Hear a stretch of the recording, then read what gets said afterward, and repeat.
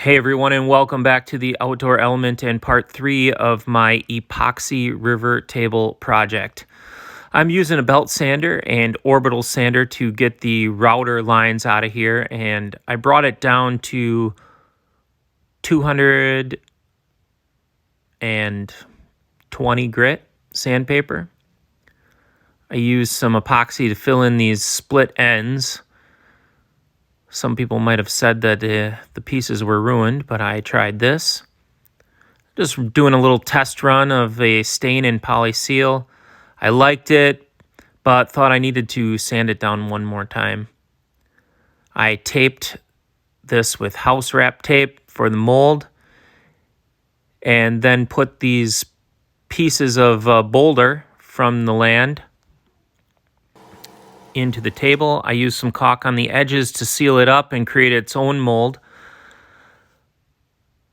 I used a deep pour epoxy, which is a about 7 days cure time.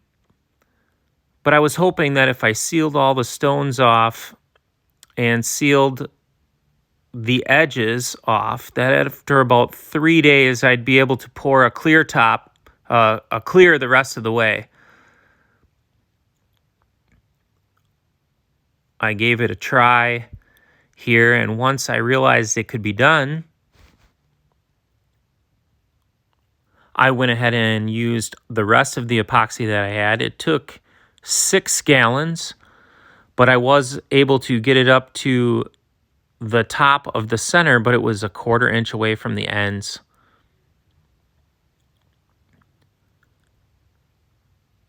I didn't like this one spot in the center, so I tried dropping these little tiny pieces over the top of it to cover it. Actually turned out really well, and I liked it. I stared at it for about 2 weeks and then realized I had to get the router back out and trim off these edges.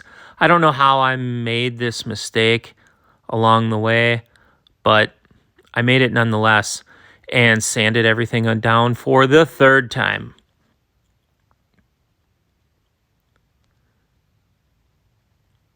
At this point, I really wasn't sure if I was going to flood coat the top with a epoxy or if I would finish it with a Rubio.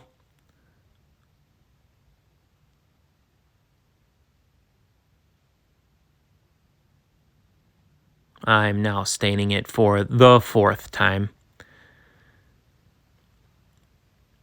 Now, I thought this would seal up any potential of microbubbles. But I thought, hey, I'll just sand it down one more time and make sure that everything is really sealed to do this top coat of epoxy. It's at about this point where I realized that I'm going to have a microbubble disaster. I thought I could manage it if I just continued to use the torch as the night went on, but eventually I reached a point where I just had a bunch of pits. No amount of beer could have got me through this night.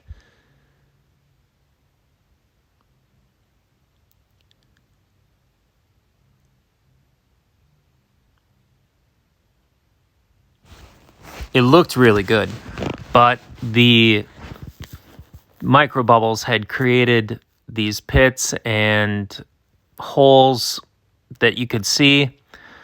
So I decided I was going to have to sand it down, yes, one more time.